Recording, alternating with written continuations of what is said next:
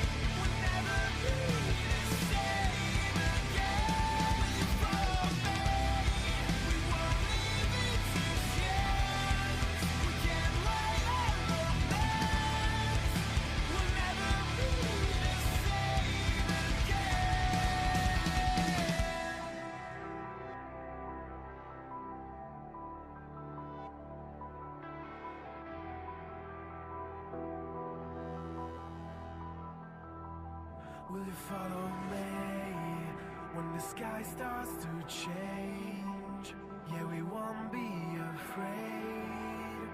We'll never be the same again.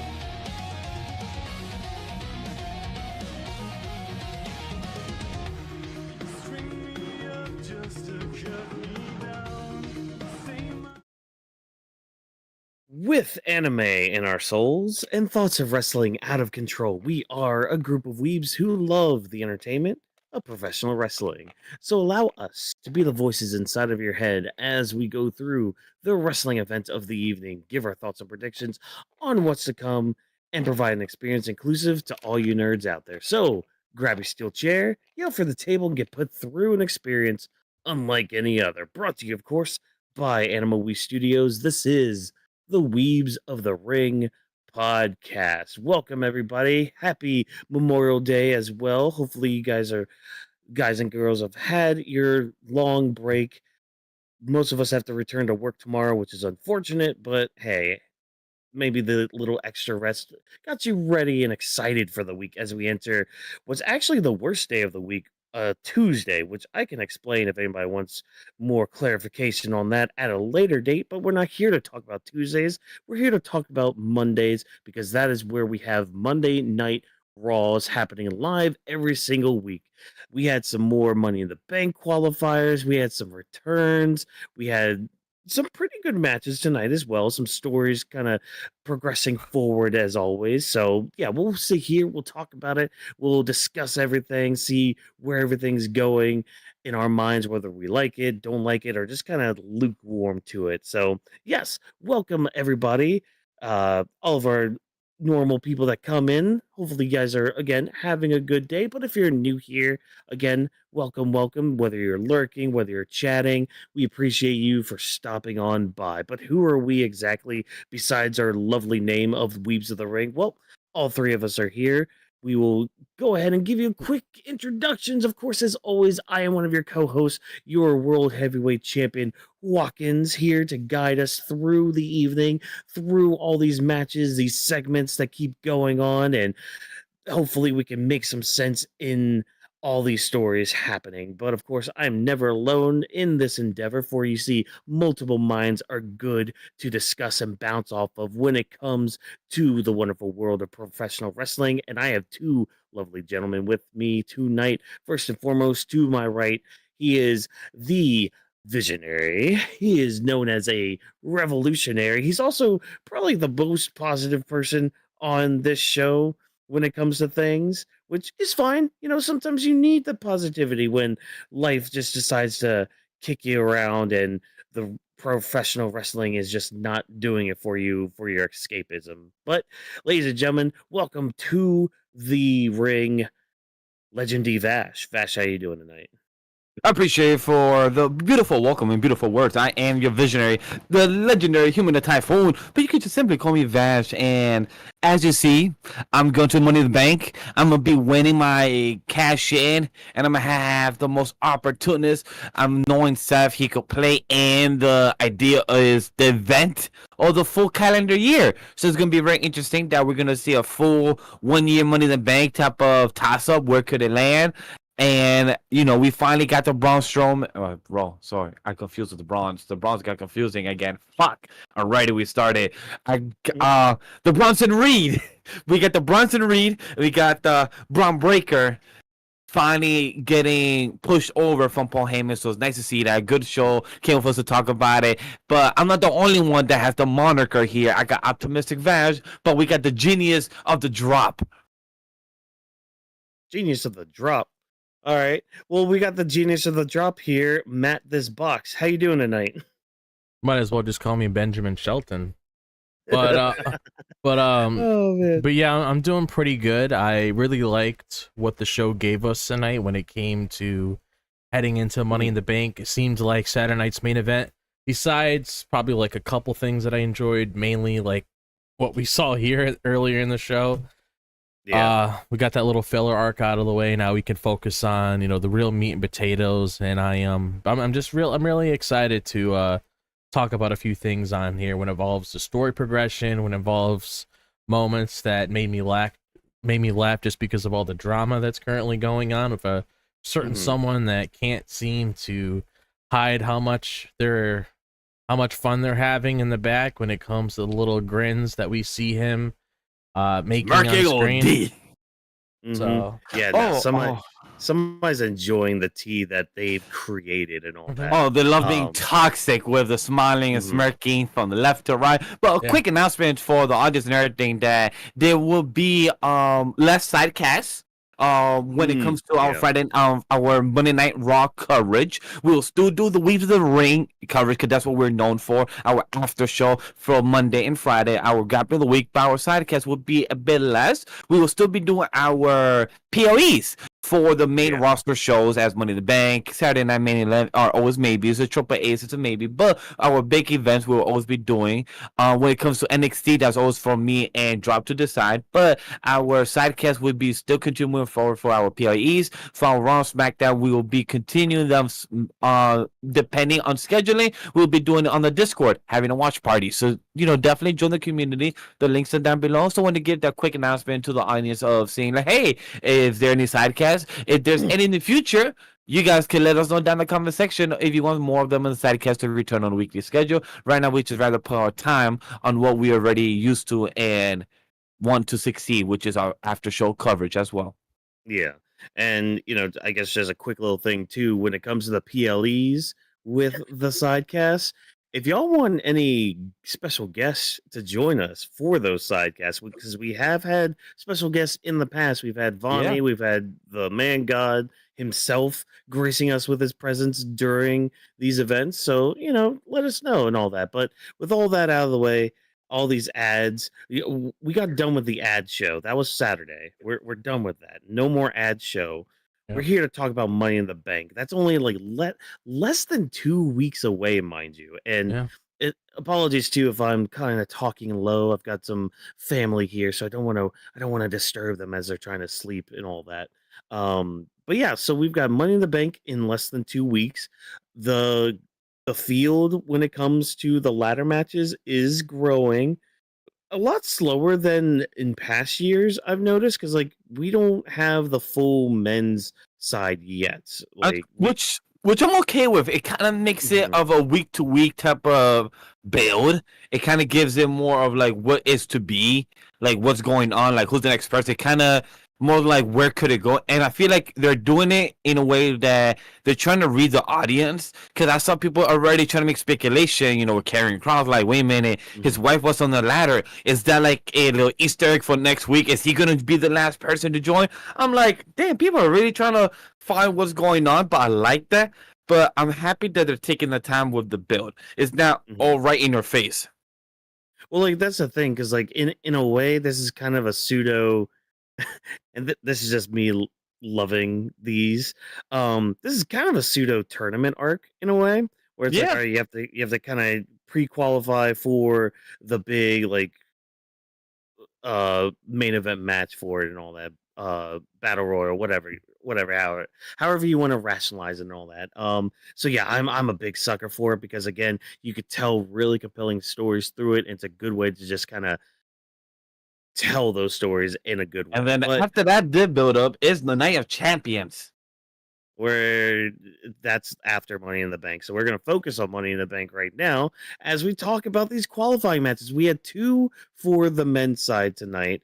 2 bangers too. Like the first match, like tonight was bookmarked by Money in the Bank, which I appreciated too, because again, we're staying focused on this show that's again in less than 2 weeks to go for some of these matches coming up. And we also had some matches added to the card that we'll get to later on. But we're going to start talking about these qualifying matches by kind of talking about the one that had the most meat to it. The Sami Zayn versus Seth Rollins versus Finn Balor. Now, already on paper, this is a banger match, which was a banger match in the main event. But we also had a little bit of build up for it too, starting the show off, because Seth and the boys, they come out to kind of start the night off. And Heyman, see, this is exactly why Paul Heyman is the perfect guy to be in this group, because this group, it's not mainly for Seth. Like, yes, Seth is there to kind of like drive them and just guide them through everything, but like Paul's there for the bronze, basically to help build up Bronson Reed and Braun Breaker even more than they are. And God, he did a fantastic job doing that by like doing this whole shtick of like, oh, it's not a spoiler, it's a prediction when it comes to Braun Breaker, saying like, yeah, this is a kid who in dropping like bloodline lines too, like he has a bloodline of ferocity in him. And just saying, if you ask the Terminator, like if the Terminator came back in time and you were asked him, hey, who main evented these WrestleManias, the Terminator would say, oh, it's this badass Braun Breaker, because like Braun's going to be main eventing 45, 46, 47, 48, 49. Like he went to 50. Like Paul is bigging up Braun Breaker to be the next Roman Reigns. And then that's like 5 years. Over, that's crazy.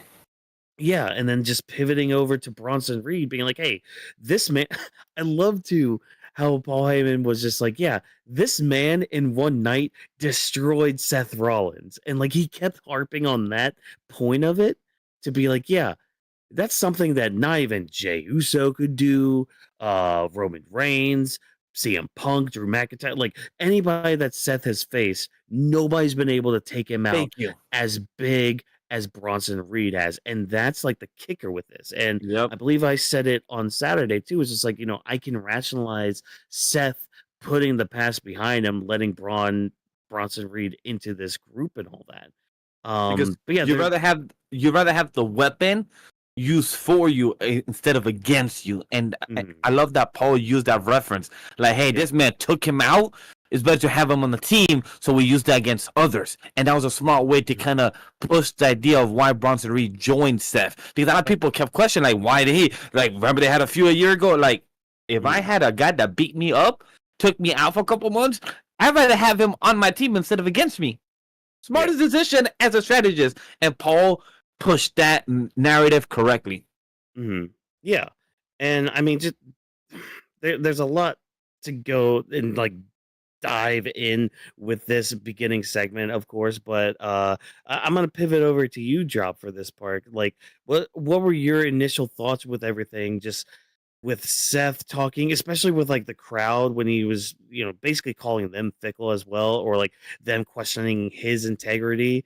Like, yeah, you guys were singing my song when I came out, but you guys hate me. You guys want to say I'm wrong, that I'm selling out?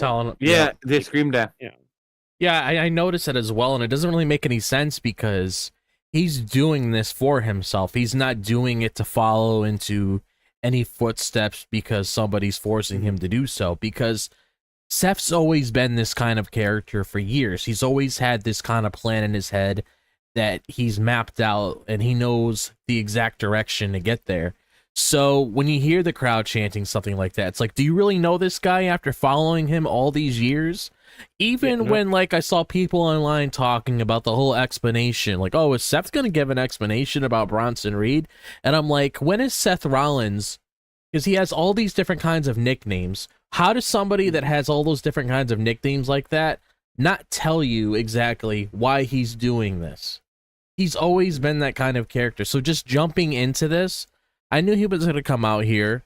They were going to explain why Bronson Reed aligned with it, which it makes sense because it's like, imagine, you know, there was a point where you could have had Thanos on your team and he had the Infinity Gauntlet. That would be a good asset to your team if you're this super evil guy and you want to use that to go forward with your plan. That's essentially like with Bronson Reed, knowing how he could take somebody out like that in a snap of a finger.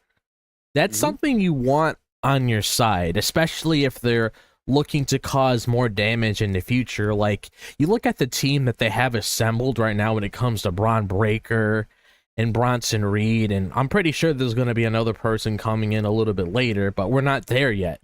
But just looking at looking at the group of people that's involved in this right now, it's a deadly force, and I could take them seriously because we know how destructive these guys are. Look at Bronson Reed with the tsunami, which honestly I would have to say the one person to really come out of there and survive the damn thing is CM Punk that following night. Yeah. So that's true. Yeah, that's true. Barely. You see his arm. Oh, I know that, but basically just like, going off the yeah. He's lucky Bronson didn't hit like 2 or 3 of them. Like then he'd really be out. Yeah. We could throw away those Fragile Phil comments again. People are watching this. Yeah, please. Yes. Especially when he took something like that on Saturday. I mean, I don't really think those comments are necessary anymore, but I really like how, you know, everything's structured here. It lets us know everything that's going on. And I'm just super excited for this to take off. Like, I'm really hoping they take their time with this. I don't want it to be rushed or anything. I'm here for the ride. I'm here for the whole journey when it comes to everything that's going to go on with this group. Because if it takes time and we understand things little by little, I personally just have a better experience with that. So I like how everything's being settled, because whenever they have something like mapped out in their head, you know they're going to get it done, because it's kind of hard to bet against these people. Like, if you told me next week, hypothetically, Adam Pearce had a match for Braun Breaker and Bronson Reed to go after the tag titles or any kind of match, I'm not expecting them to fucking lose. Hell no. Those are two monsters right there. Like, the way I see them, that is legit like the perfect team. It's like Thor in the Thing. No, sorry, not even Hulk in the Thing. Like, that's how I see both of them right now. Hulk in the Thing. Whoever's Hulk, you guys could decide that. I'm just saying that's my comparison right now for them. All right. Drop. I like what you brought up though about regarding Seth, how he's in this for himself, and I like how you kind of picked up on that, because he's using this idea of like trying to push the business to be better. But we all know it's all for his own benefit. Yeah. Like, it's all for Seth to be back on top and to have just the insurance behind him. And again, like, if you want that insurance, you could have picked 2 better guys for this. I mean, even when Jay, like, later on during the match tried to have Sammy's back in all of this, he pushed them back a little bit, but I mean, Braun Breaker was easily able to dispose of him just with a simple spear, you know. So having these 2 guys behind you, you're in for something really big. And I mean, I don't see Seth really winning the Money in the Bank briefcase. No, I don't either. I mean, neither.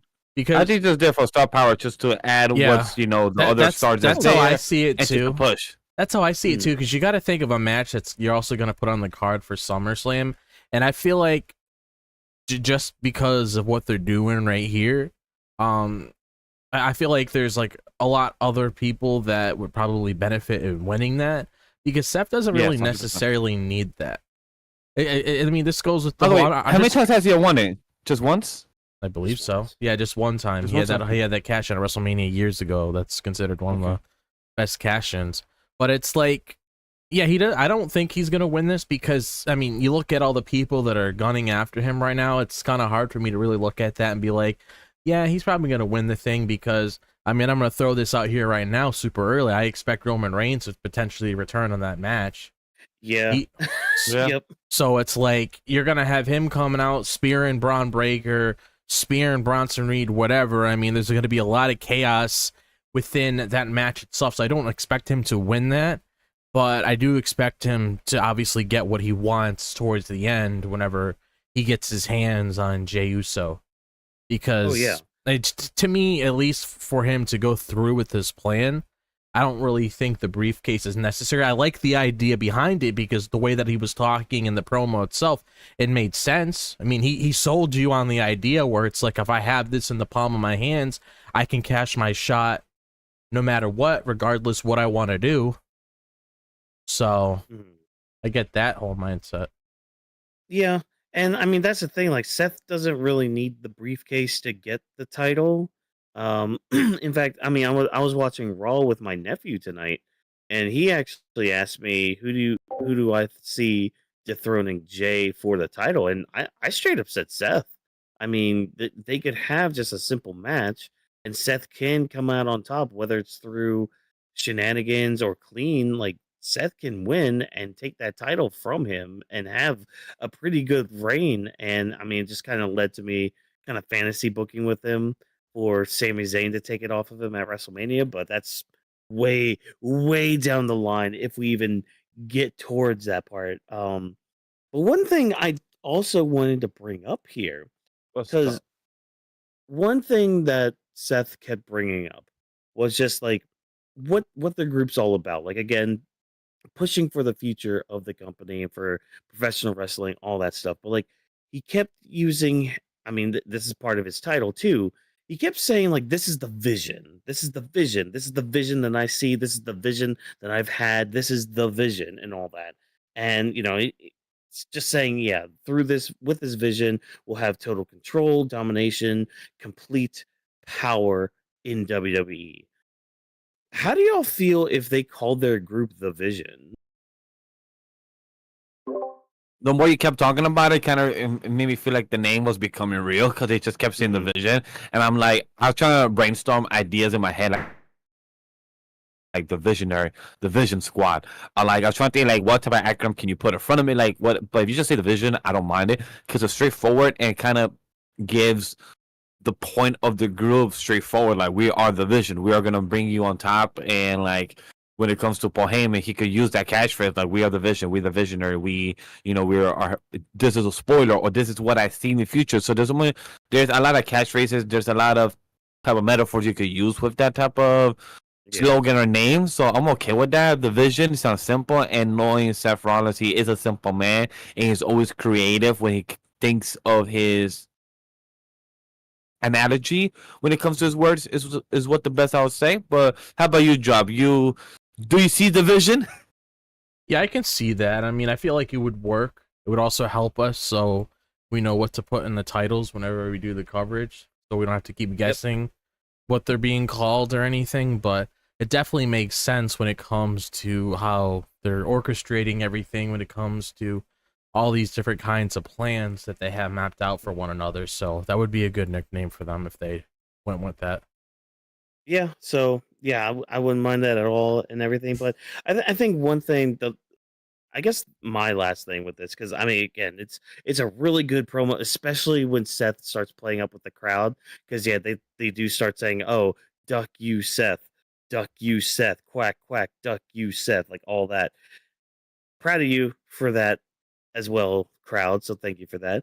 But yeah, just the way Seth played with the crowd, the way he brought about his part of the promo, and again, like Paul Heyman just putting out some of his best work. Like, again, this is why you put people like Bronson. Well, Bronson Reed didn't really need it either. Like, he didn't really need a hype man or a corner man or a manager or anything, but it helps. Like, having good for somebody him. like Paul Heyman, because again, especially that Paul used somebody like Seth, who's technically the leader, like a very almost an embarrassing time of his career when he was taken out in one night after 6 tsunamis, and just using that to build up Braun Breaker and That's Seth a good being okay with catalyst. it.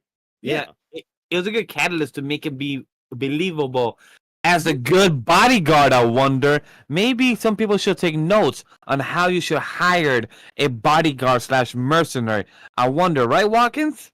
Yeah, we'll get to that little caveat here in a little bit. Yeah. No, trust me, people, we will on the whole bodyguard No thing. lie though, I thought Finn was gonna win though in this match because I know we're about to transition into the match itself, but I do want to say I thought Finn was a choice because I thought Seth and Sami would have canceled each other out, and I thought Finn would have taken an opportunity. It would have been nice for Finn to be in the Money in the Bank. It's been a while, and I'm not Yeah. sure if he has won that or has been close to that. No. So it would have been nice to see that, but I know Seth has more of that star Yeah. power, and he has the bigger Yeah. story and grander line right now. Finn's story is kind of in the mid tier, or in the mid storyline. Yeah. So Yeah. But there definitely is a but when it comes to what was laid out in that match that I do like with Finn, especially with what we saw earlier in the show at the Judgment Day. So that's actually pretty interesting. Yes. So I do like what Yeah. they did there. Yeah, because again, like the heart would have loved Finn, but Oh yeah, definitely. this was either going to be Sammy or Seth, Mhm. and even with his new group, Seth kind of needed the Yeah. win. And And again, like if we get to the match and Roman comes out to cost Yeah. Seth, then yeah, fine. Yeah. Also, it gives us like that sense of unpredictability too, which is always nice to Mhm. have every once in a while. Actually, I can't say every once in Yeah. a while. It's nice to have.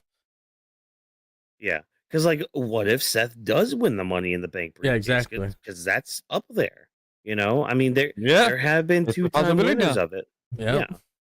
Hell, CM Punk is a 2-time winner. Yeah. Like that right there is something they could work and play upon, and all that. But yeah, so that's a lot of the preamble that came with the triple threat match tonight. I'm also glad nobody interrupted this segment either. Yeah, me Even though we too. find out, here in just a second, we'll talk about where Sammy actually thought about going out there, and luckily Jay was back there to be like, "Hey, no, hold on, chill. You need to win Money in the Bank first. Like, let's focus on that. You don't need to be going out there in a 3-on-1 situation and messing you up." But at least Jay reassured Sammy at that point, "I do have your back in case they do start coming after you." Which plays in later to another promo segment we get involving Jay. But yeah, so Sammy's the other party in this. He's trying to focus up, trying to get himself ready for this match and all that.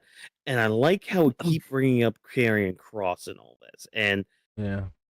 well, I like and don't like it at the same time. But the reason I don't like it is the fact that I just want them to actually have Karrion Kross in a match on TV. Yeah. Like that. That's the only thing we're missing from this. Just love a how- match on TV and a win on TV. I love how he continues tweeting though during the show. He's like, "I see you guys. I see the posters, TikTok," and I'm like, Mhm. I wonder what's the grand buildup. Like, I wonder if he's still working something behind the scenes, trying to find the right story. Is he working with Paul Heyman? Is he working with probably getting the acting, trying to get something in? Because we keep seeing him on TV. We keep seeing those type of references of what's going on, but I love how Karrion Kross continues to get pop. Like he's getting over so organically, so slowly, in a great way. Slowly, so I'm very happy as a fan. It's great to see him continuing, leveling up. Yeah. Well, I mean, that's the thing. It's just like he gets pops. He's selling merch. I mean, hell, he had a I think it was him had a post where like they're actually selling his stuff at the shows, which I didn't know. I guess the more I think about it with the shows I've been to, that kind of makes sense that they don't sell everybody's stuff at the shows, which also on the same end of that is just like, well, why don't they if they want more money and for people to like push themselves? But that's a whole other conversation in its own right. Yeah, just have him on TV actually wrestling because he's decent. He's pretty good in the ring. Just Yeah. give us a reason to care more about him besides him having to put out all of the work with it. But yeah, he stops Sami on his way to the ring, kind of chastises him a little bit, be like, "Hey, you could have taken the easy way out. Why didn't you? Like that now you're just playing a fool's errand because you're never gonna win the title now. Like you are never gonna be close enough to win that world heavyweight title." And I mean, Sami, he's looking for a fight, but looking to take care of it at a later date. So I don't know if we're gonna get this like next week, if the possibility of this mainly maybe moving to Money in the Bank, which I doubt, Yeah. because this will be more of like a Raw segment kind of thing. Yep. But yeah, any thoughts with like Karrion Cross intervening and like Jay having Sammy's back with all this, like especially being in the back to be like, hey, hold on, Sammy, let's chill really quick. On my answer, I'm going to keep it simple. I love it that Jay is being the voice of reason. Like, yo, I get it that you want to give hands, like, on site, wherever he is, you want to lock in. But as much as that we want, this ain't no anime. We cannot do the 1 versus 3. You're not going to get no power friendship out of nowhere. So there's no need for that.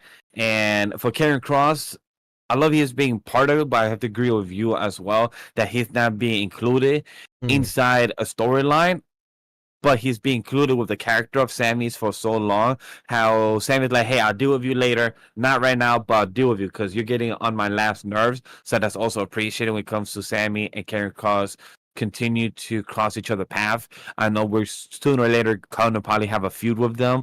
Or once Sami becomes a champion, probably by next year, I know Cross and him are going to cross path again. So I know that feud in the future down the line will cook.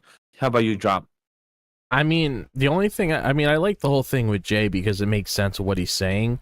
But the only thing that I'm really like interested to see what's going to be going on with Cross outside of him obviously needing more television time is this whole thing with him saying like Sami Zayn, like Sam, you're not going to become champion that way. Like that's something that's probably going to kick into gear that we're eventually going to have to find out soon. So I'm very curious to see exactly what that means because when it comes to a lot of people that he came in contact with, like a New Day's like a good example when it came to how he was saying things with them before the heel turn.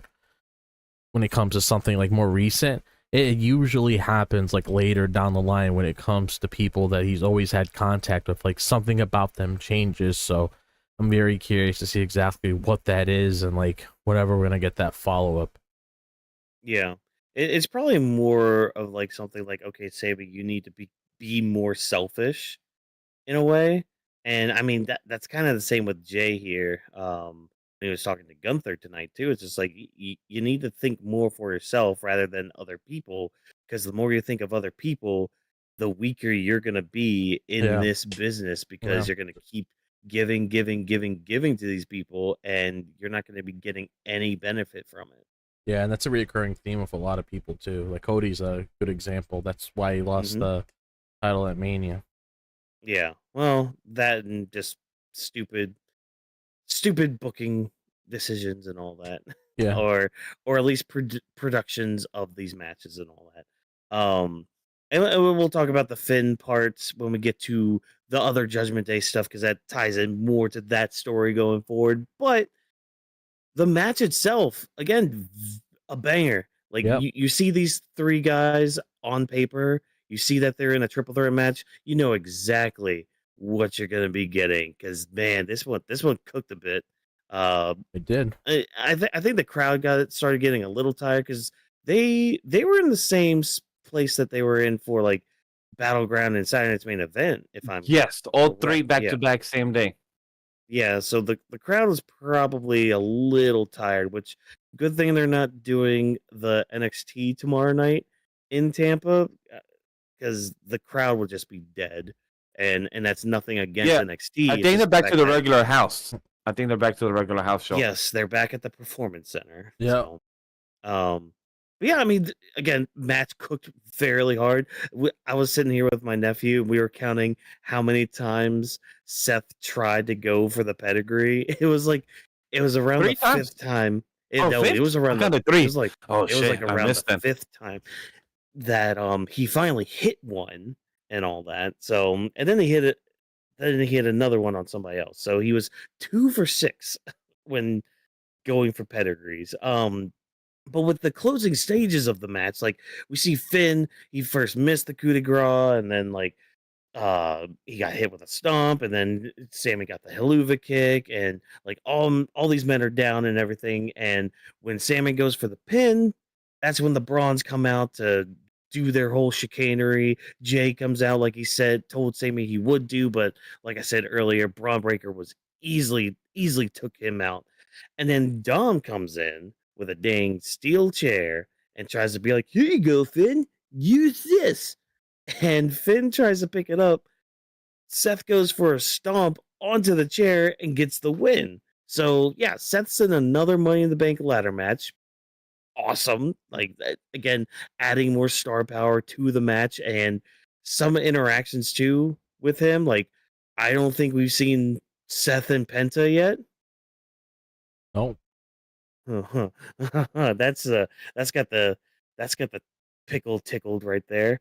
But yeah, at the end of the match though, Seth tells the boys, "Hey, finish the job with these two." That's when we get CM Punk's music, which was kind of a shocker because Paul It Heyman was. earlier is like, "Hey, Punk's not here this week. He's not here tonight, and so you guys can stop chanting him, calling him, and all that." So yeah, that was interesting. He comes out of nowhere to hit a GTS on Seth. Good old hit and run, just leaves.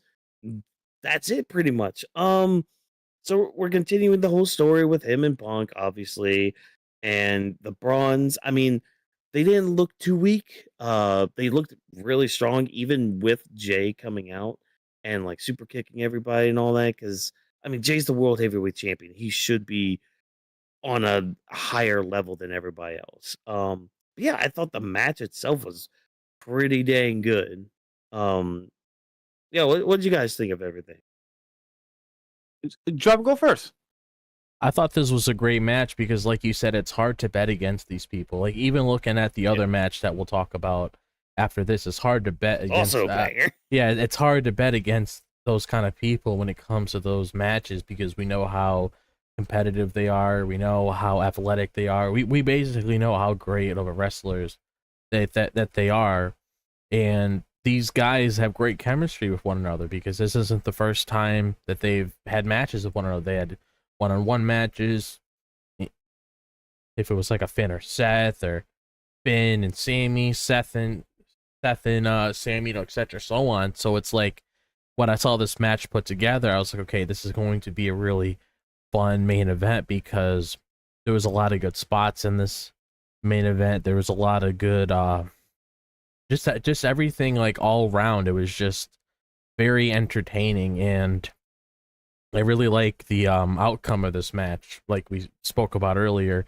And I also want to talk about the whole Finn thing, just the whole thing with the chair. I do like that. Oh yeah, because I understand, heading into this, it probably would have made sense because if you came in here initially and saw who was in it, when it was like Sammy and Seth, since they're currently feuding right now, you could probably come to a conclusion right away and be like, these guys are going to cancel each other out because they're going to be too focused on one another. But I kind of like how there was a little something there for Finn too, even though he didn't win the match, when it came to him, quote unquote, getting help from Dom, because we spoke about this before in past shows. When was the last time that Dom ever came out there to really help Finn? And Michael Cole even brought it up during commentary. Yeah, so it's like, that's something we haven't seen in a while. So you saw him come out there with a chair, which they can do that because this is a triple threat match. There's no disqualification, so chairs are allowed. And we saw him grab the chair, and in his head, he probably thought he was going to hit either one of those guys to win the match. But then Seth took the opportunity and did the stomp on him and pretty much won the match there. So it gets to be very interested to see, and we'll talk about it later, what's going on with Finn now, because there was a lot of, I would say, intriguing stuff that happened when it comes to a lot of the drama with the Judgment Day that we'll get into later. But I do like when it comes to three of these guys, they didn't walk away with nothing. They actually walked away with some pretty interesting things that we could look into. Yeah, and that's just a sign of good booking and good storytelling too. Like, yeah, it sucks that Finn took the pin, but it makes sense story-wise and where we're going with him in the near future. But go ahead, Vash, lay it on us. What did you think of everything? I'm gonna say bold. This is a sad chance. I really wanted Finn to win, because like people complain that he's pinned Finn Balor or Pin Balor. It's a joke right now in the online community. So it's like, okay, really, yeah, just getting too much over it with that concept. But I am really excited to see where Finn goes because once fucking Dom brought the chair, and I'm like, bro, kind of reminds me of Paul Heyman. Like he literally put the chair in the middle, like who did he actually throw it to? Like it was very conspiracy. Like yo, like you could have thrown it two more. When it comes to that, Seth winning, like we said in the beginning of the show, it was more star power. Logically, it makes sense to the story when it comes to Seth. He is right now that has the vision, and he should be part of everything. Like Seth is literally representing himself as the company. He's being the next Roman Reigns and the next OTC. He's literally like trying to bring where the next status quo to the next WrestleMania, the next season. So for us to be hooked into what he's bringing us, he has to be on Money in the Bank. He's going to be on SummerSlam. He's probably going to be on Night Champions. Who knows? He's going to probably be at the Saturday Night main event in July.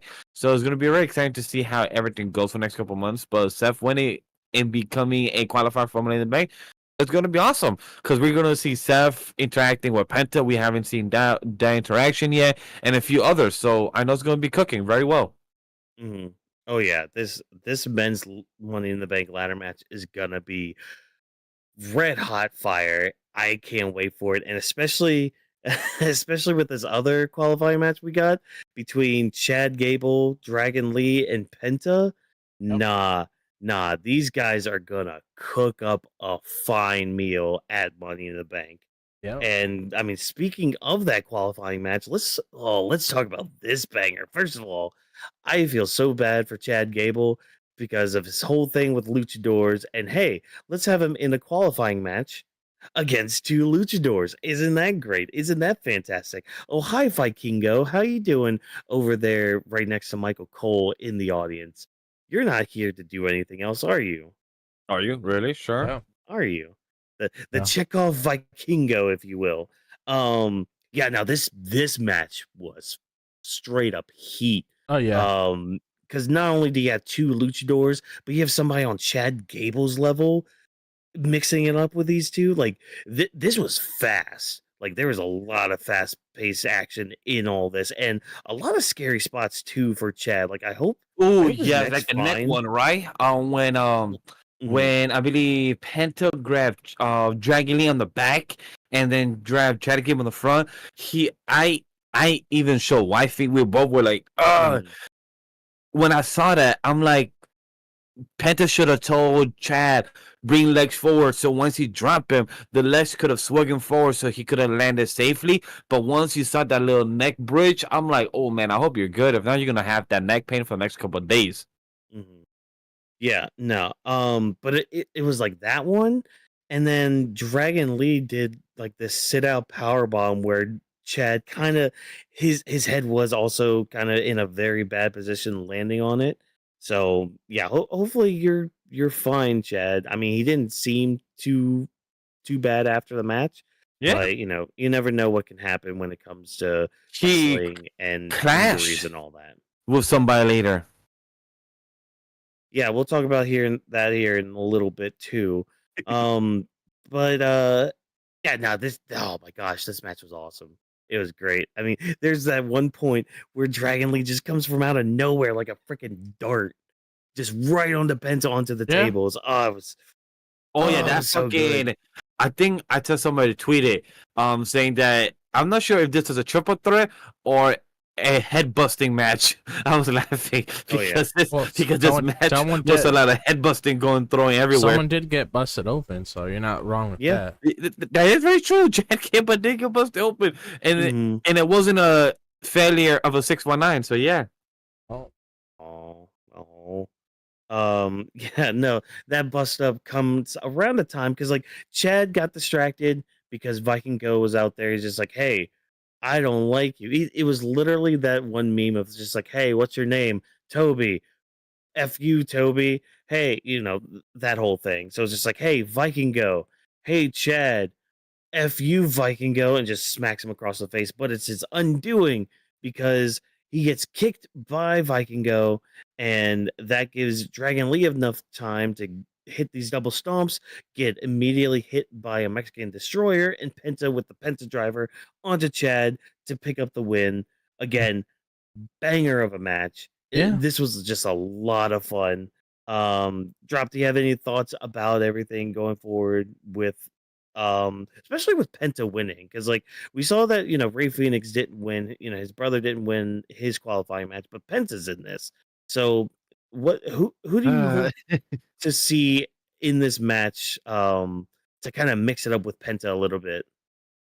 I mean, I know we only have Solo, LA Knight, and Seth as of right now, so I am very intrigued to see how Penta and Seth are gonna work with each other. Same with LA Knight, because LA Knight is pretty underrated, I would say, when it comes to how he moves around in the ring. He's actually pretty good, because compared him a couple years ago up until now, he's shown a lot of other things in his arsenal that I was even surprised he was able to do. He's puts on pretty good matches, so very curious to see those two work together, because they both do something very similar. They both do like these power moves, if it's like that superplex that LA Knight does, or if it's like the Mexican destroyer that Penta does, which is honestly something I can definitely see him pulling off in this match itself, where he does Mexican destroyer or even a Penta driver on one of those ladders.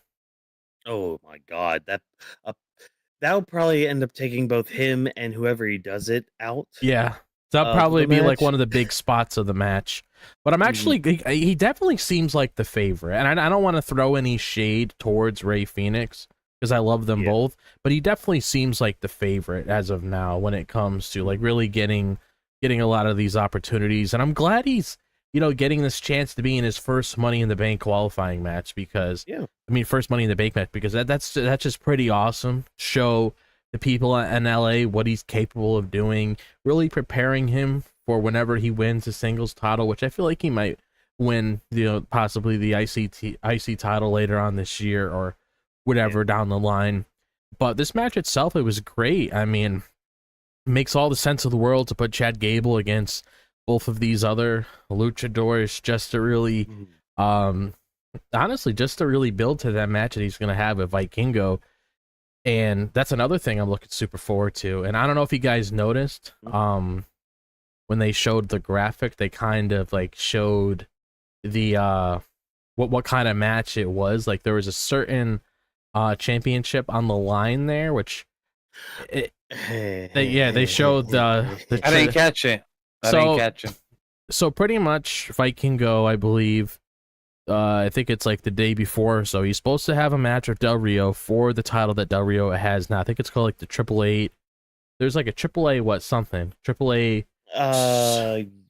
I'd have to look it up. I know there's like a something. I'm just gonna call it AAA World Championships. That's essentially what it is, and that's the match that him and Gable are having. It's gonna be Vikingo, which they pretty much gave away for that result of that match with Del Rio. I mean, who really cares? We don't really want the belt on him to begin with, so who really gives a fuck? We knew he was gonna win anyway, but he's gonna be having a match with Chad Gable for that belt, which I've seen a lot of people throw this out here, and I can't argue with them against this, but that could be a potential like match of the year candidate if you want to put it in WWE's catalog, because those are two great performers, and you're bringing Chad Gable into Vikingo's world. I mean, you can only imagine what's going to be happening here. But these two, this triple threat match, it was fantastic. It showed what these guys are capable of, and I really don't have any complaints. This was a great match. Oh yeah. And the name of their world title is the AAA Mega Championship. Oh, okay. AAA Mega Championship. Yeah. That sounds familiar. Yeah, that sounds familiar. Yeah. So yeah, that'll be great if it's for the title. I don't know if Chad would be winning the title, because we, just this past weekend we saw a WWE star win another company's world title. I don't know if they're gonna do that back to back right away. Yeah, like twice in a row. Yeah, I could see Yeah. Vikingo like retaining, but I feel like Yeah. if anything, like I just want a great match out of both of them. That's Oh, same here. So, Like that, yeah. that's this is all I what- care about. yeah. So this is what I thought that would be happening as well. Cause was my prediction before the match. I'm not sure if I wrote it down anywhere, but when it came to the match, when Michael Cole was speaking or commenting, when he said that Chad Gable has a match versus Vikingo for the AAA event at Worlds Collide. Imagine if he wins and becomes a contender for the world for the Money in the Bank, then he will be fighting in 2 events in one night. I wonder how would that go. So when Michael Cole said that, that's when I'm like, imagine if Chad Gable wins this and then tells your peers, I cannot be at that event for Worlds Collide. You know who I'm gonna put? I suggest Grande Americano. So Grande Americano would have substituted Chad Gable, and then Chad Gable would have still gone to Money in the Bank, but still being on both. Still, that's what I thought could have happened, but obviously it didn't. It went to Penta for obvious reason, because of star power, or just to give him the opportunity just to have them there. But that's what I thought for originally. If Chad Gable won, that was a route they could have gone to continue adding, Grand Americano, since it's been so inconsistent. 1 week we have them, 1 week we don't, the 1 week we could do. So it's been like, for us, it's been like back burner. Like at this point, can we end this storyline or what's going on? Yeah. But if we want to have something, Grand Americano could have been added there, and I feel like it would have been a good position. Yeah, I'm kind of glad that Chad is just having the match of Vikingo, because I do care about the wrestler's health, and I wouldn't want him overworking himself, because you look at the kind of competitor that he's going up against. That's not just any normal wrestler. Like, this guy's known to be one of the greatest luchadors out there right now when it comes to just how great he is in the ring. If you've ever seen him in AEW or even, his own promotion where he's from, he's known to put on these like star-making performances when it comes to the different kinds of competitors that he's in. So you already have that obstacle that Chad Gable's going up against. Plus, you got a very destructive match when it comes to the Money in the Bank, involving all these ladders, potentially involving these certain spots that Gable might have to take. And I wouldn't want to put him in a situation where he's going a little overboard. It'd be different. It was like a regular match or so, but this is like Money in the Bank with a lot of ladders, so I wouldn't want him going. I want to be overkill. No, yeah, it would be very much overkill, and plus there will probably be a drive too for him to get out there in time for it. Oh yeah, So, yeah.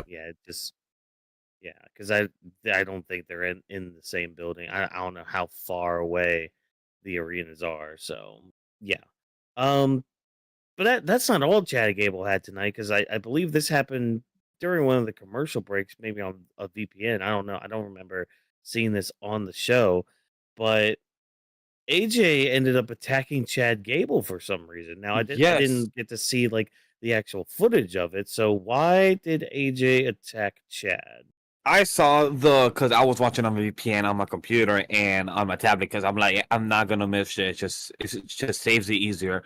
And what started first was Chad Gable was giving a lecture to American Made, to the Creed brothers, for their loss in their triple threat, that they didn't take a win. So they was giving him a little lecture and saying he's going to talk to Adam Pierce to make this up. And then he met up with Vikingo and saying that, hey, me and you are going to meet each other. You don't even deserve this opportunity. What's up?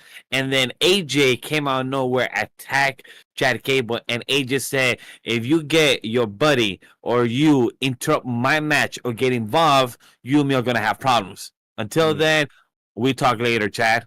And that's what I believe, paraphrasing of what happened. Yeah. So Chad's gonna screw over AJ Styles again. Gotcha.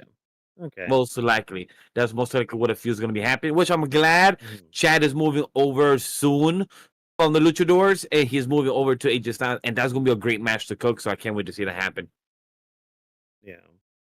Yeah. Oh boy. Okay. Well, that about does it for our other Money in the Bank qualifying matches. Yes. Again, we got one more for the men.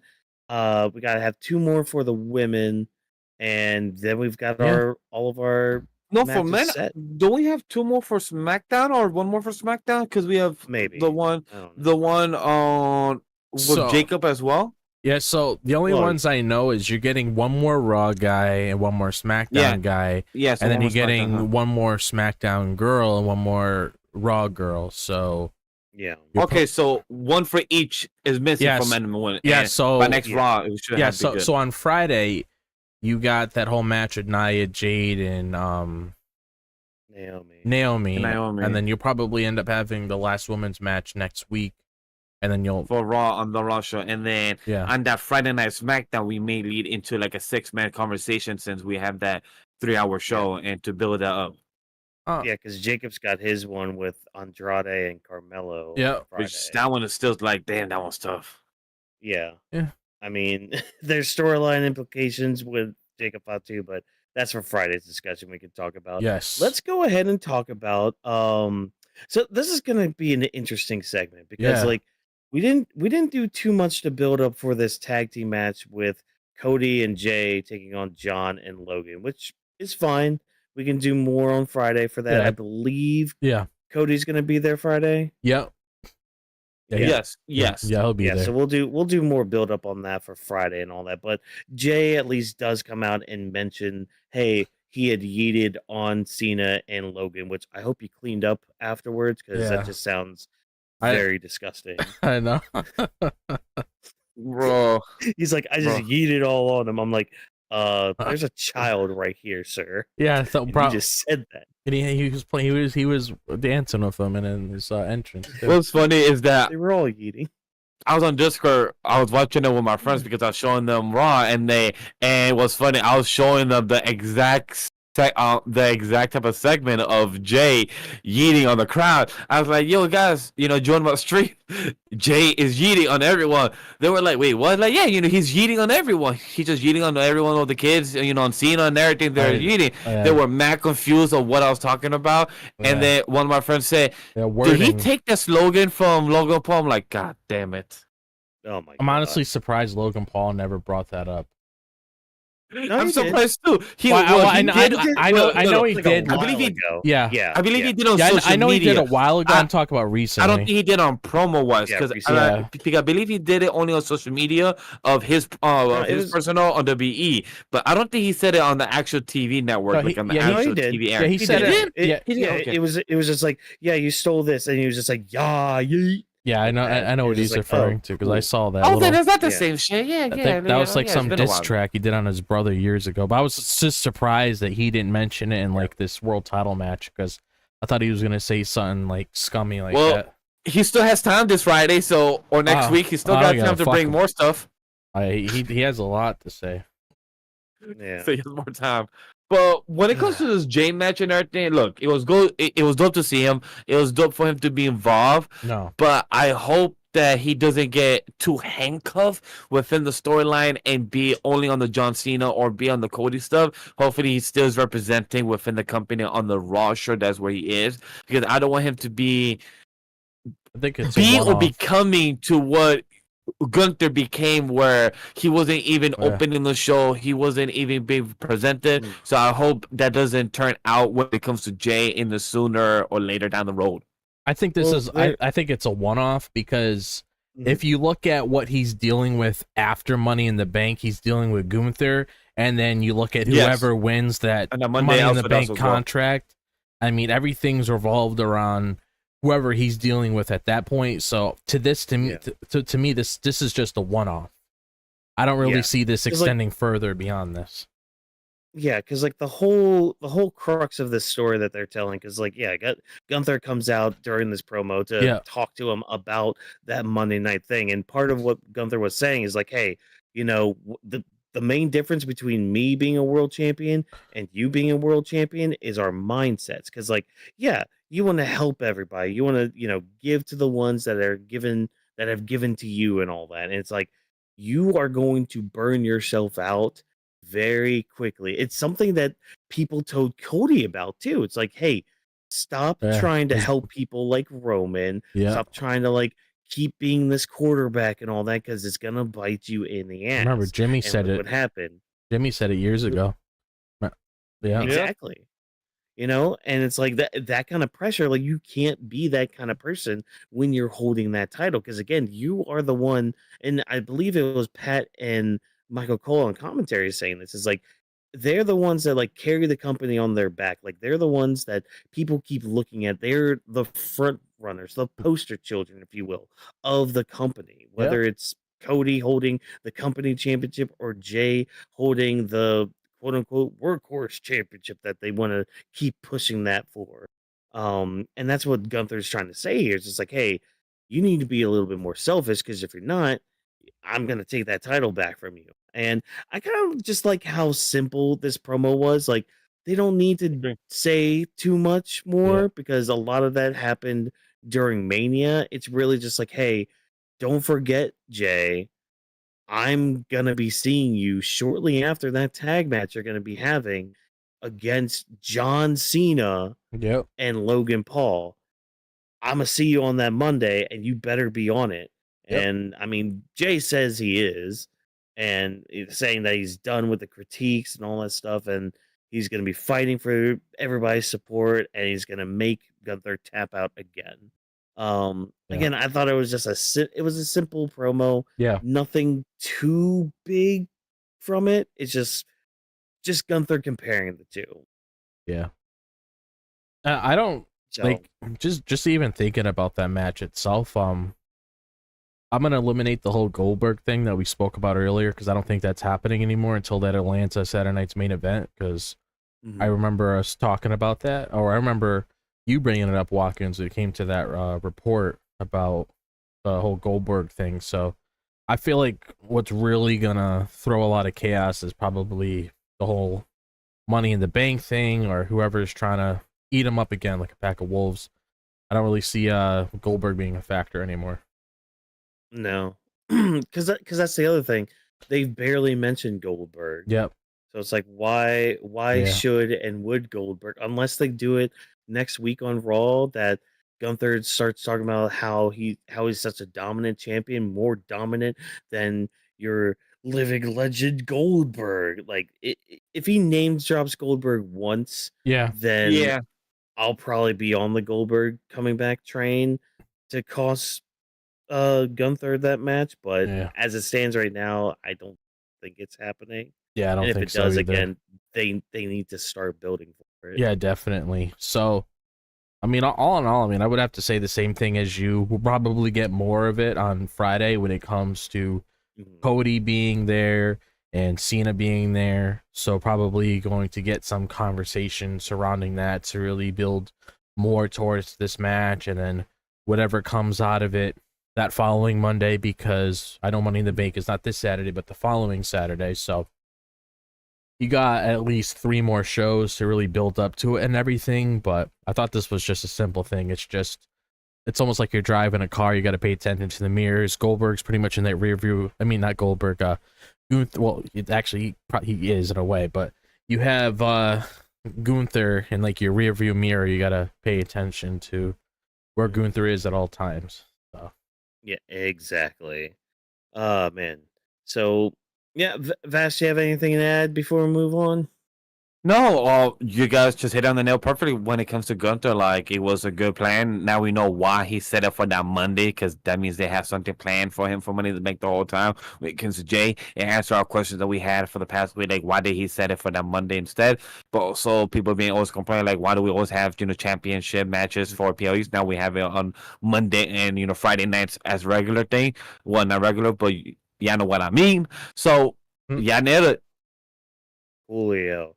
Yeah. Well, speaking of nailing things, some coffins are getting nailed right now in the Judgment Day clubhouse, because Liv Morgan is back. So hey, congratulations on finishing filming of your movie in Japan. Hopefully movie's good. I hope it is. So we'll see when it comes out and all that. But yeah, I will be watching. Liv is back. Yeah, I'll watch it. I'll see what a trailer looks like and all that. But yeah. Liv is back. And Raquel's been keeping Liv updated on everything. I love the setup for Liv coming back in the clubhouse, because it's like we have Finn and JD hanging out on the couch. Carlito just in the back playing WWE.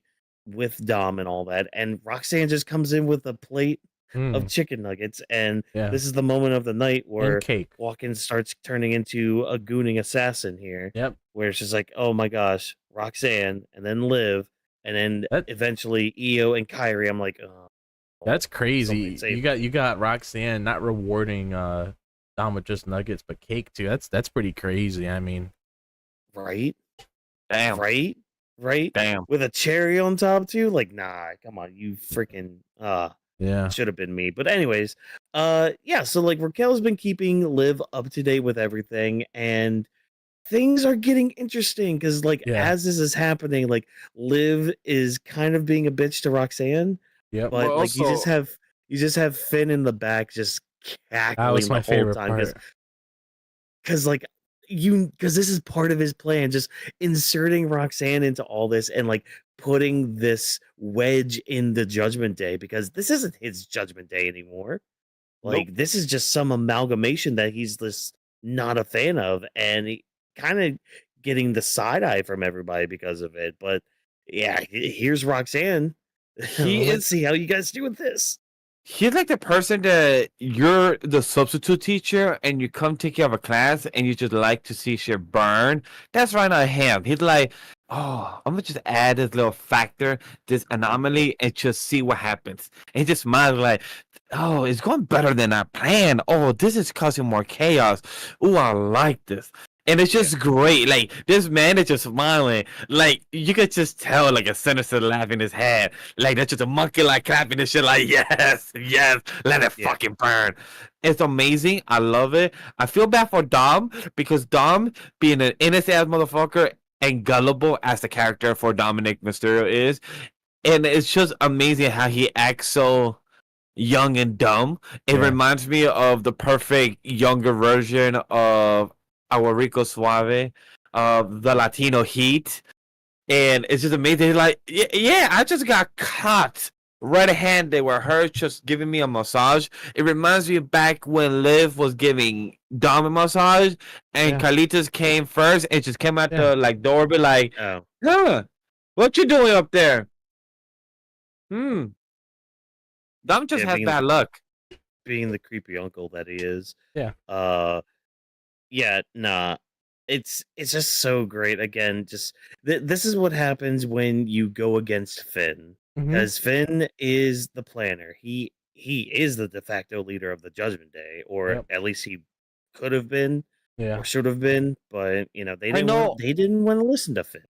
I know that we I'm not saying it's supposed to jump ahead, but how do we feel of them going back to the clubhouse after Liv lost and her confronting Raquel and saying that she's the bad bodyguard that Roxanne actually helped?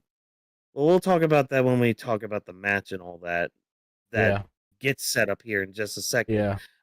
Because Liv is gonna go talk to Pierce because she wants to be part of the Money in the Bank match and everything. So I guess she's gonna be part of this final triple threat we get for the women. Week. Yeah. I don't really know who else would be in there. Who else would you throw in there? I really don't know, unless you throw in some people. And from runners that lost, any people that lost previously. Yeah. Some people like maybe that. Ivy Nile. Like I could see Ivy Nile in there just because I don't recall them doing last minute stuff last year.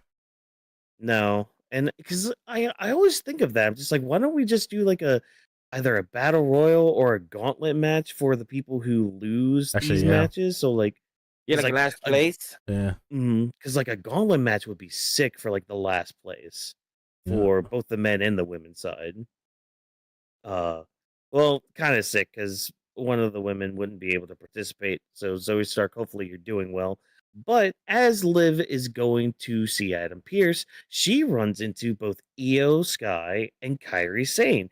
And she's kind of talking smack here, being like, oh, what is this? Some sort of damage control reunion? I thought you guys just died out. Blah, blah, blah.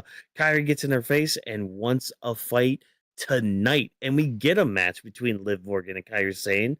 And it's pretty good. It was. Kairi landing some very stiff hits on Liv, but Liv's a trooper. She can get through it and all that. And yeah, they have some good chemistry, I think. They were able to put on a really good match. And the closing segments of this. So Raquel tries to distract the ref because, heels are going to heal and all that. And Roxanne comes out, knocks Kairi Sane off the top rope. And Raquel sees this. She's like, hey, what are you doing? Nobody likes you. Nobody wants to be here. You don't even go here, even though you're signed to Raw. But I just wanted to at least get a Mean Girls reference in there. And with this distraction, Raquel is unable to help Liv win, and Kairi rolls up Liv and gets the win. And I love this because, as Vash had alluded to, later on when they return to the clubhouse, Liv just goes in on Raquel. She's just like, you know what? You were the veteran out there, and you should have made a better choice. Love that, because Raquel is finally getting called out for what Vash has been yelling for months now about how she's just a horrible bodyguard. So I bet you feel justified, good sir, don't you? Oh, I was proud. I was fucking proud. I've been asking for this for months. Like, yo, she sucks at taking care of you. She uses you as a weapon, but it's by choice. But when it comes to people attacking you, she's slow. She doesn't defend. She doesn't take the spear. Like when it comes to like our boy Braun Breaker, who used to literally done a spear moving 25 miles per hour to Carlitos, and even on the table, like Carlitos is a better spear, and that's not his job. He's the comedic person, but this man takes the spot. But when it comes to Raquel, you're not doing the defending, you're not doing the planning or like any type of bodyguarding duty. Like Braun Breaker and Bronson Reed, they're doing a better job as a bodyguard. They're attacking, they're hitting, they're doing their job. Yeah. That's how you do your job, by protecting the person you're supposed to protect, Raquel. But again, I thought the match itself was pretty dang good. And Kairi getting her first singles win in, what was it, like 2 years? Yep. Really, 2 years? It's been that long? Yep. Yeah, I mean, granted, injury time too within that, but even still, like, it's been a hot minute since she's won a singles match. Yeah. What about you, Also, John? I was gonna say I saw the people being mad about the online because I was happy for Kairi. I am a Liv fan. I am also a Kairi fan, audience, if you guys didn't know. But when it comes to the Liv audience, I saw a few people like, yo, how's it that Liv come back and they're gonna hype her up and then she takes her first loss? I'm like, did you not see the interference? Did you not see what has happened, the miscommunication, and the reason that she lost? But Job, go ahead. And I'm willing to say at this point, like I've said about other people a part of the roster, Liv's at the point where she gets pinned, she's fine and it doesn't damage her. Just because of how she's built up right now. So I didn't really understand that because there's obviously shenanigans currently going on within Judgment Day and everything that happened within this match itself. So I have no issue with Kairi winning this match. If you were looking at somebody who really needed the win here, Kairi needed it. Plus, she got a win over a former women's champion, and that's pretty big to give her a little momentum underneath her because it was just needed for her. And I really liked the match. I thought it was good. I'm glad that they were able to put a match like this together because as much as I love seeing the men tussle, beat each other up in the ring, I also like seeing the women have some time on the show as well. So I was glad that they were able to have something with Kairi and Liv because you have this whole thing go on between, I guess in a way, people really underestimating Kairi Sane because one of the things I do want to say about Kairi Sane that I really hope changes in the future is I really hope they take her a little bit more seriously outside of a Io Sky and Asuka because we know how good Io and Asuka is. And when it comes to Kairi Sane, I mean, if I've seen her on Stardom and everything that she did when she was away from the company, everything during the Mae Young Classic and everything, she's no joke. Like she could really do a lot of things, and I'm really hoping they can show more of that for her because, I mean, you have a talent like this in your roster, that's somebody that's a pretty big thing to pull out of Stardom to really have on your roster to like really showcase your women's division. So I'm happy about that. And when it comes to the whole thing with Roxanne and stuff, and just to chime in on all the drama, I mean, I'm just loving everything that's happening right now. I think it's funny. Finn's definitely the highlight, just based on him honestly probably getting what he wants, because he's probably seeing everything add up in his head, and he's probably just ecstatic because of, yeah, you fucked me over and look what I'm doing now. Like, I will say, like, it's been a while since I've been invested in Judgment Day stuff, but this stuff as of recent is definitely caught my interest again. Oh yeah, no, they're bringing the tea, and I'm all here to drink it. I'm excited for this, and Keep doing those faces. It's good to have Liv back too. Oh my god, please, Finn, keep just being in the back, being like, I'm loving this. I want him one day to just be like sipping on some sort of drink. Being like, huh. Liv and Dom are arguing. But yeah, I mean, like I said earlier, this is what happens when you go against Finn. Like, he's like, all right, fine, I'll go against you in the back. You'll never see it coming. And I like too how Roxanne is in this role, because I feel like she plays this role really well. Oh yeah. Just, when we get to matches and all that, let's win some and all that. Again, like the guy said, Liv taking this pin is fine. Yeah, literally, she went a whole year without losing. She was a freaking world champion for most of last year. Yeah, like, come on. And I used to complain at her that she won too long for the title. Give it back to Rhea. Give it back to she Io. got Blah wins blah blah. over some pretty big names too. Like, she pinned Becky, she pinned Rhea, she pinned Io. I don't really remember who else was involved with her reign, but she's fine. Like, she takes a pinfall loss here. I mean, what was it gonna do? Nothing. Like, she's so over that she worked hard enough for it, that she deserves to be in the front runner title picture, where she could take a week off, go to a film, and where, if you guys want to see a trailer reaction or trailer thoughts, anime podcast, or maybe Weebs of the Ring, since she's officially with the movie nerd, who knows? Because I'm excited for it.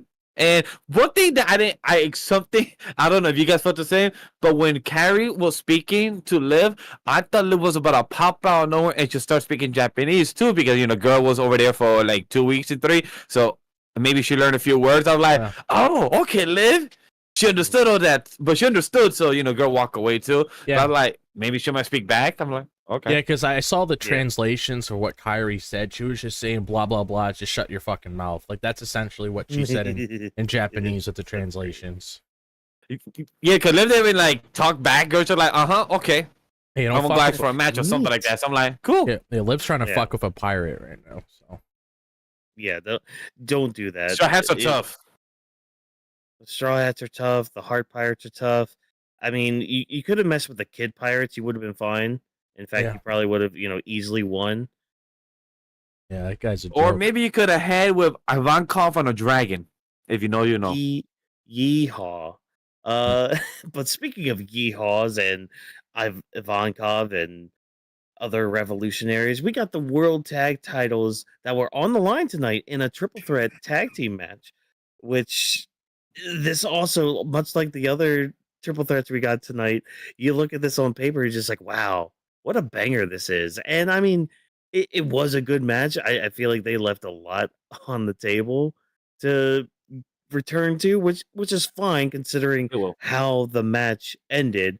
Like, the whole story of this match is basically the two heel teams teaming up with each other to take out the War Raiders, which Creeds, you should have been smarter than this, knowing who the New Day are, because they easily turned their backs on you at the first moment's notice, because Xavier was able to roll up Julius, hold the tights, mind you, and pick up the win, getting backstabbed in the process. Again, I thought the match was fine.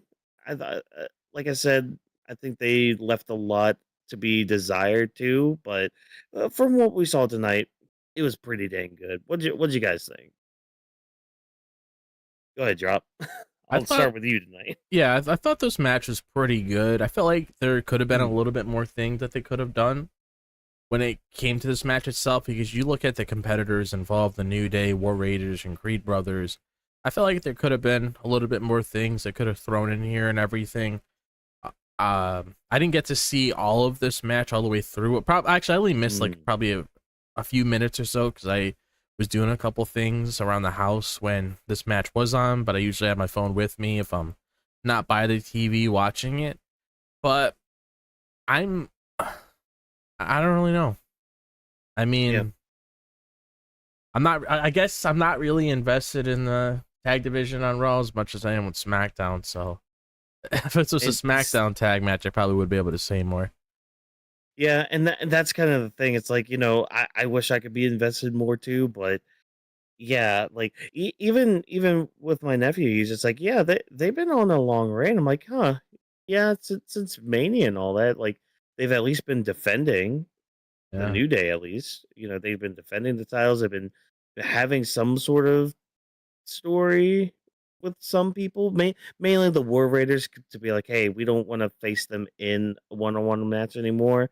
We're kind of done and over with them. Let's move on. But War Raiders are still going to be there because, hey, you only have like 2 legitimate teams to go against you for the tag titles. So it's either you face the face team or you face the heel team or you face Alpha Academy, which after tonight, there's probably not gonna be an Alpha Academy anymore, but we'll come to that road when we cross it. What about you? What about you, Vash? What do you think of the triple threat tag match here?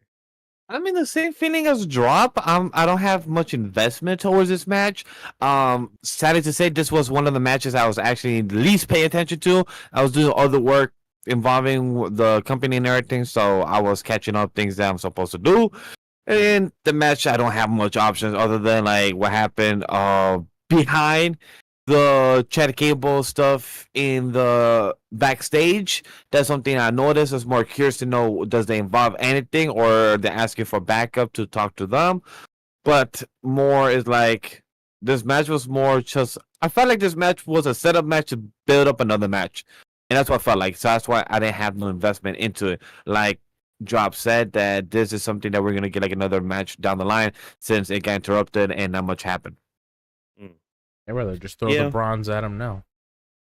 Yeah, just throw them at now. Like, even though it's heel versus heel, that could still be fine. Yeah, just throw them and get the titles off them and just have a lengthy reign. Yeah, have a lengthy reign. Draft and all that. Have the New Day lose to them. Have the Viking Raiders, like, that would be a dope match as well. Have the Creeper, like, have good matches, build the stories, build these characters so we can be invested. Because the Viking Raiders were, I'm sorry, I keep calling them Viking Raiders. The War Raiders has been great lately. But it's just that hanging out with the New Day and having no type of steam has fallen flat. Fucking Ivar had a good fucking singles run for a good 6 months. He did. Like, a lot of people was rooting for him. He went to fucking NXT. He went to Raw. He was having good NXT matches and a storyline. He was having good mic work for the IC title. Everything was going great. So, like, now we're back. I want to see them succeed because they don't have that many years on top of them with the current history of their body work. So hopefully on the last run they could do stuff they're happy with. Same thing with the Creed brothers too, because like they were a very dominating tag team before they in NXT. So it's like I remember really hoping they found their footing. That's why I was hoping when they did this whole thing with Chad Gable, like I was really hoping it would really help elevate them in some level when it was teased in the back and then we eventually got it. Yeah, it really hasn't done anything. I was surprised because I thought the way that Chad was going at the time, it would have just went so smooth. And there was times when they were involved in tag matches, I actually thought they were going to pull the trigger, but they never did. So, and I hate for them to lose investment because they are a pretty good tag team. They're not pushovers where they're like, oh yeah, we're just going to do this and that, and then that's all we do. Like, no, they're pretty much basically the best way to sum them up, before Fraxium got to where they are now, that's the kind of force the Creed brothers had in NXT. Agreed. Yeah.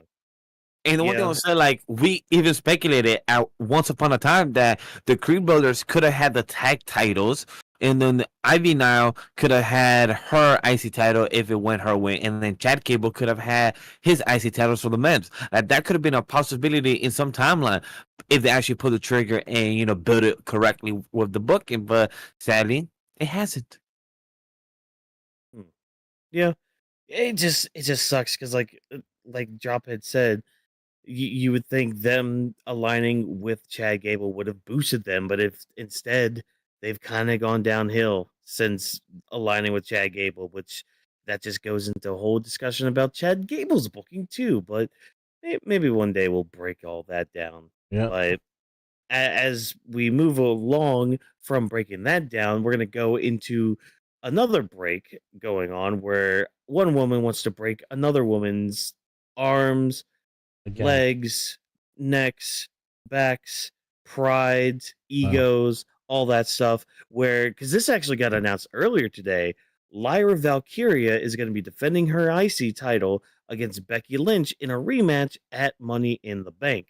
So tonight, obviously, we got to have a promo segment with Lyra, who continues to call Becky out and kind of says, hey, I was fine beating you, but then you had to be a sore loser and beat me up and all that. And I like how Becky came out all confused, like, hold on.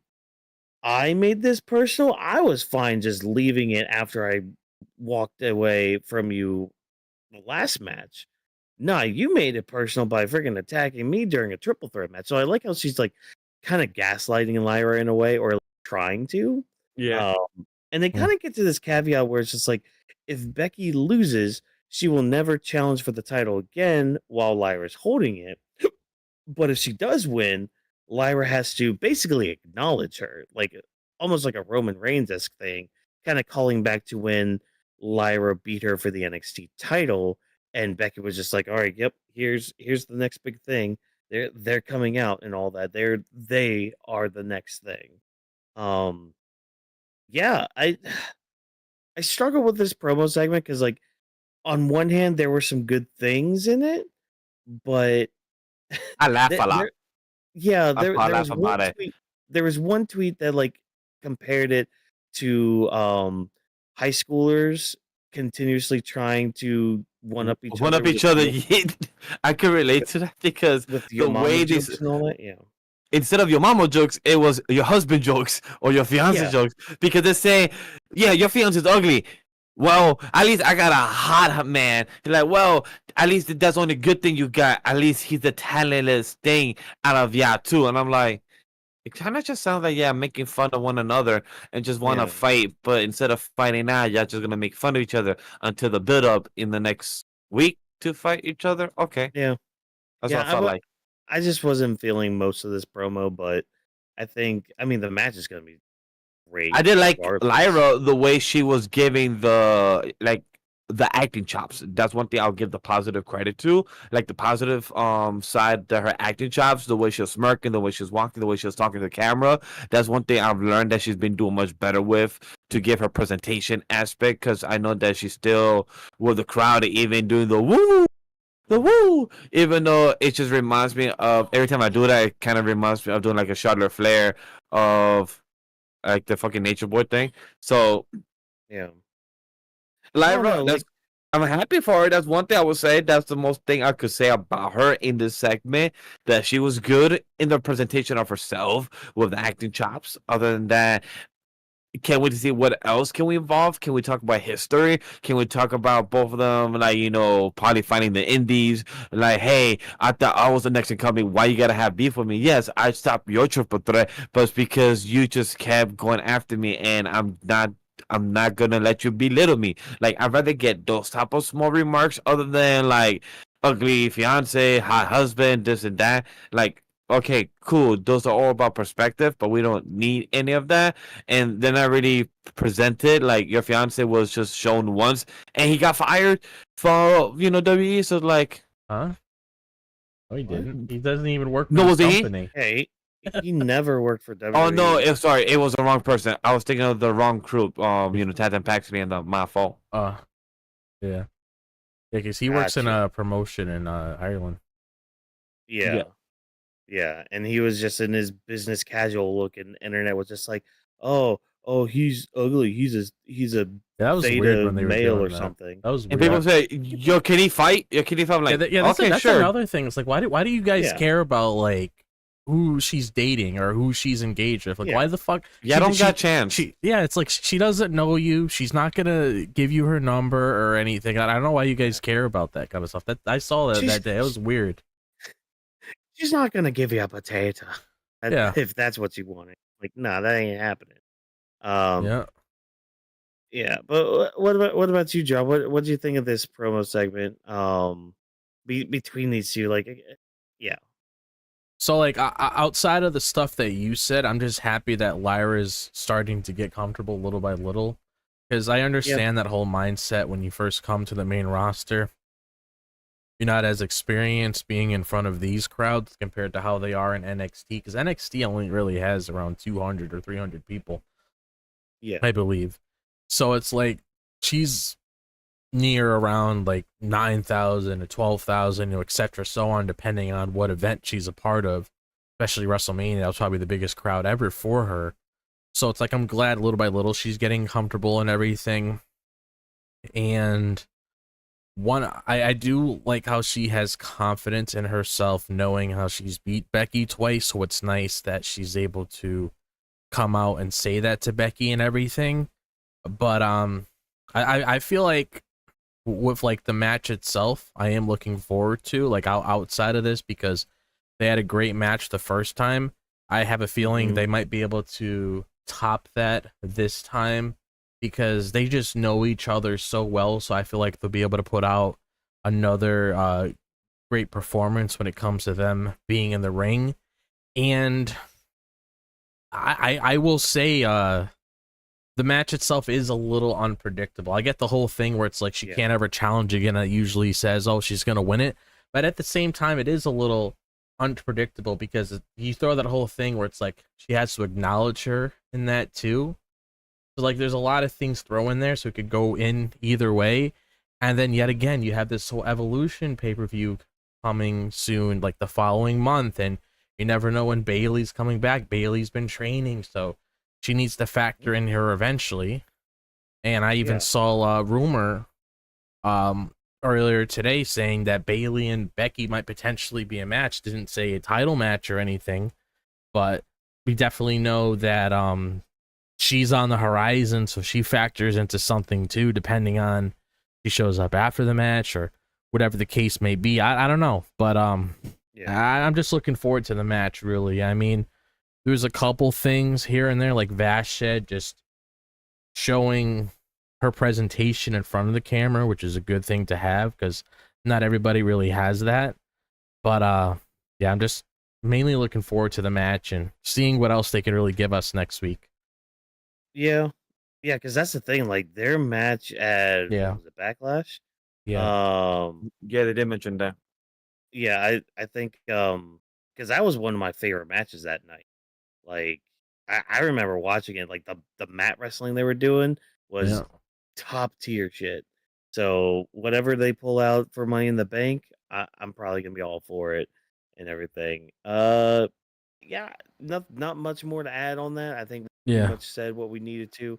They'll have another week to kind of cook the match and everything and build to it. So hey, cool, good job. I almost thought we were gonna get something like a stipulation added to it, like because that's the thing. Lyra mentioned something about like breaking Becky, so I thought we might kind of lean towards a submission match. But that'd be then I interesting. started thinking, but yeah, then I started thinking about it. I'm just like, well, no, that would be like 3 gimmick matches in the span of a night. I don't know if they want to add that on top of like the 2 Money in the Bank match, but I mean they still could. Who knows? But yeah, so we're gonna move on now to our quickfire segments. Now you might be thinking to yourself, huh? Why is one segment not in here? Why is one segment probably being in the quickfire segment? Well, that's because that one segment was a squash match between Tozawa and Rusev. I mean, you kind of figured this was going to be a squash match anyway, just considering the people involved. But yeah, I mean, at least Tozawa's fired up to face off against Rusev. He got a kick in, that's pretty much it. Rusev just annihilated the poor guy, and Destroyed. I'm surprised the ref didn't call for the bell, since Rusev held the submission way past the ending of Yeah. the match.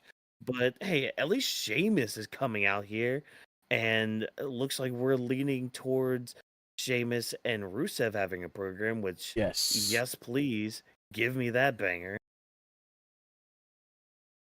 Yeah, I'm definitely But looking forward to that. oh yeah, same That here. like that right I'm there gonna just say is I have no expectation for this match. I don't have much to say. It went exactly like I for, thought it would. for I didn't think the shame was gonna happen so soon, but made sense I because wouldn't say it's too soon. Tozawa was getting like choke out, arms broken out. So like, yo, who's gonna support him? I was just more wondering like who's gonna come and help him. And if Sheamus coming out, I don't know the history, so I'm gonna be invested in their. I'm gonna be invested in the vignette and in the video package because I'm gonna be seeing history of things that I've seen clips throughout my time, but I just never paid attention or know without context. So once Michael Cole said it during the segment, saying that they have a history of pals, how's it gonna go? So I'm like, oh, okay, cool, that's good to know as a fan that just got back into wrestling 3 years ago. So knowing that I missed what happened in 2016 to 2022, I believe, so good to know. That's all I got. They were a part of a group called the League of Nations, and that had a group of Sheamus, Rusev, and Wade Barrett. Well, I'm not gonna talk about the other guy that was involved in there, but but they have a lot of history just based of that group itself and what went on around that time.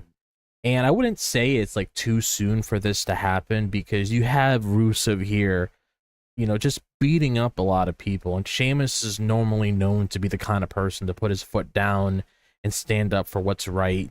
He's known as the Celtic Warrior. He's always ready for a fight. So if he sees a fight in the corner, if he sees a fight brewing, he's gonna want to get involved with it. And I mean, honestly, if you want to give Rusev a serious program instead of just playing around with the Alpha Academy in a little sandbox, I mean, Sheamus is probably the best thing you could really do right now. You actually give Sheamus a meaningful program.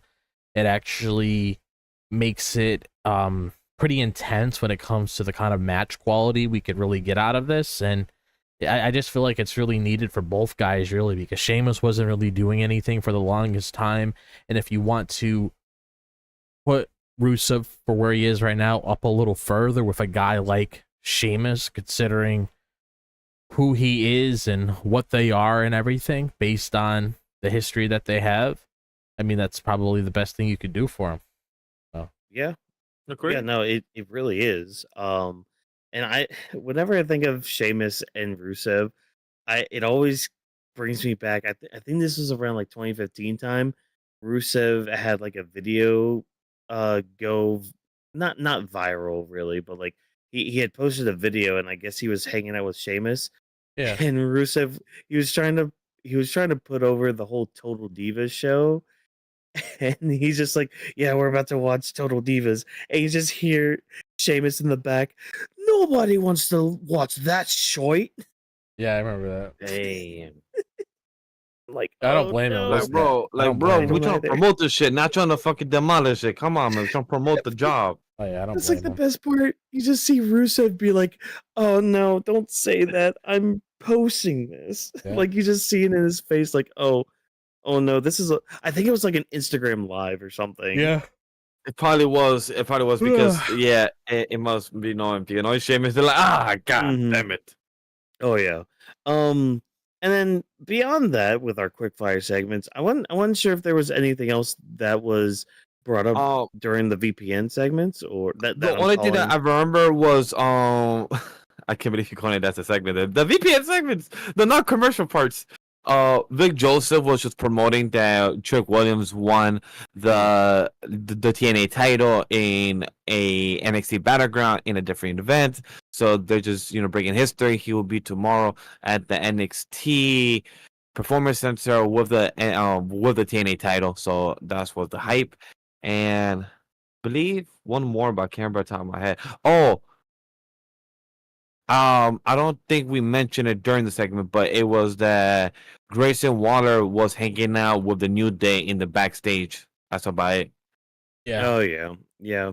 He was back there a couple times. Like The I only remember other seeing him. What? the only other thing I really heard, like during main event, Grayson, I heard Austin Theory was pretty over with the crowd. I heard that from a lot of Yeah. people that were at the event itself. A lot of people were cheering his name. They didn't give a fuck about Grayson. So Pull the trigger, WWE. I Do mean, it. yeah. I It mean, just Alright. shows it. he's It just shows that they're he's ready. finally getting a reaction. Yeah. And Finally. organically, Yeah. like bro wasn't even doing nothing last week. His facial expression, like Just like the fuck. I'm just Yeah. standing here. They calling my name. Shit, I'm okay with this. Oh, Yo, Paul, you man. hear this? yeah. Paul. That's crazy. That's crazy, Waller, isn't it? Huh. Yeah. Interesting. Oh man.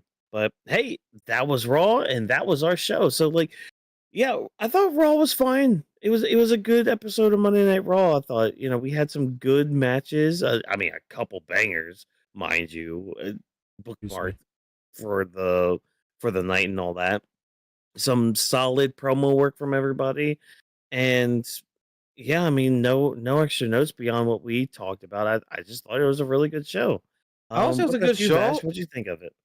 I would say it was a very good show. I didn't really until we did the rundown. I didn't really notice that we only had one woman match, so that kind of threw me off. Like, damn, what? Like we only had one woman match. Like, Yeah.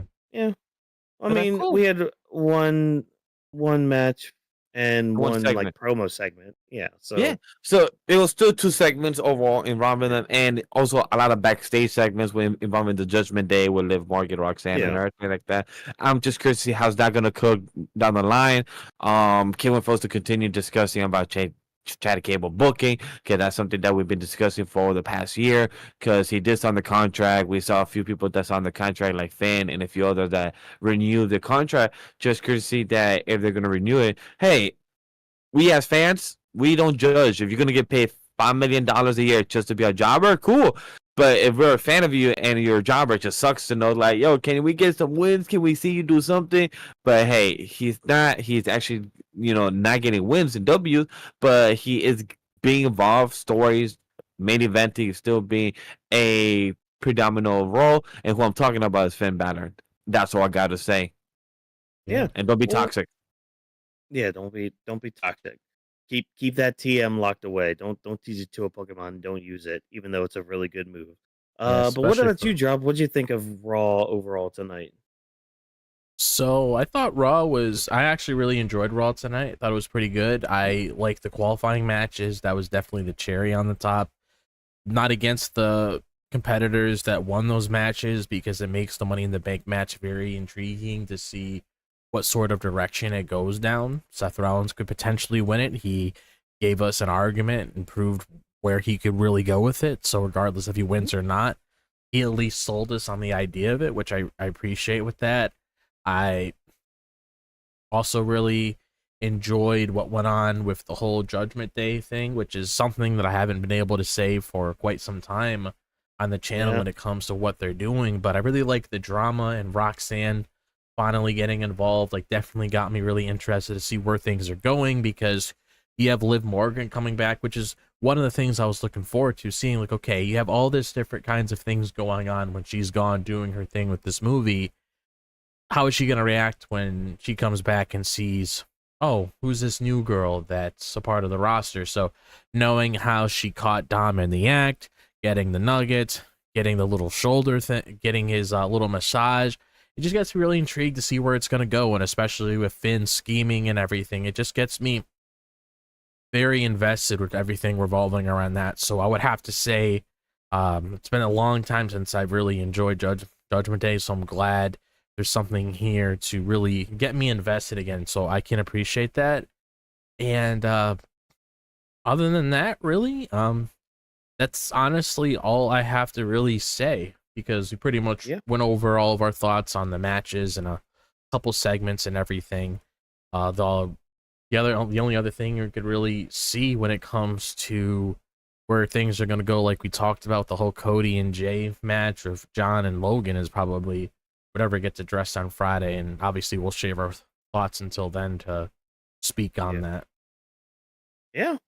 All right, sounds good, everybody. So, hey, thank you for joining us for this Monday edition of the Weebs of the Ring podcast.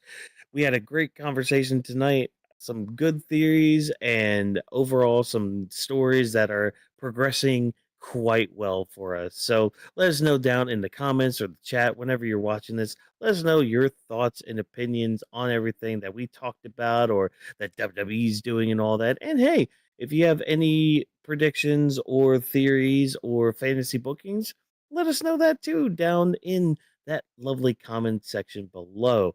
But I'm going to just go ahead and take the time to thank you. That's right, you right out there, Sarah. You took your time to listen to the Weebs of the Ring podcast. You listened to what we had to said. You either agreed or disagreed, and we appreciate you for that. If you enjoyed what we had to say, though, hey, there's a like button down there. There's a dislike button down there too. That's also cool because hey, any interaction is an interaction, so we appreciate that. Yeah, use those, and of course use the subscribe button so you can subscribe to the channel and get notified every time we go live, every time we upload video, any of those things. That's your best way to know when content goes up on the channel. And of course we have lovely links to all of our social media accounts as well, and you can see on your screen too, there's these lovely little ats, these lovely little names that you can find on all of our social media platforms. Names such as Anima We Studio, which is the parent company of Weebs of the Ring. You got names like Legendy Vash, Drop This Box, Watkins MW. That's where you can find us on things like Twitter or Instagram or TikTok and all that stuff. And of course, Weebs of the Ring. And that also has a hashtag that goes with it. And that's a great way to see how the conversations are going, what people are talking about, and give us feedback too on the shows to let us know, hey, we enjoy what you're doing, or hey, maybe try this, or maybe talk about this, because we would love that feedback because we are nothing without you guys tuning in and nothing without bettering ourselves and making the product even better. Weebs of the Ring is presented by Anima We Studio. Thanks to our production team for all of their hard work. Thank you once again for joining us. And remember, as always, no stunt grannies were harmed in the recording of this podcast. Have a good night, everybody, and we'll see you on Thursday for Grappling with the Weeb. See you guys.